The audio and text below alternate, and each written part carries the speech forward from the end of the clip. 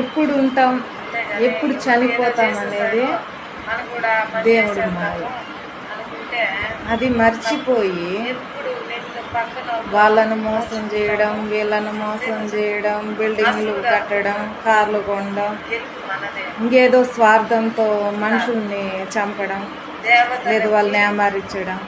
ముక్కోటి దీనివల్ల దేవతలలో ఏమవుతుందో తెలుసా అంటే రాక్షసులకి ఖచ్చితంగా యుద్ధం జరిగినప్పుడు నెక్స్ట్ జన్మలో గెలుపు కురూపిలుగా ఖచ్చితంగా మారిపోతారు. కాళీమాత గెలవడం జరిగింది. కష్టాలు మాకెందుకు వచ్చాయి అనుకుంటారు కదా. ప్రతి గత ఒక్కరూ జన్మలో అనుక్షణం ఏదైనా పోరాడి ఇటువంటి కార్యక్రమాలు చేసినప్పుడు, చెడ్డ కార్యక్రమాలు, నిలబడడానికి ఖచ్చితంగా ఈ జన్మలో నీకు మనశ్శాక్షి అనేది ఉండదు, మనశ్శాంతి అనేది కూడా ఉండదు.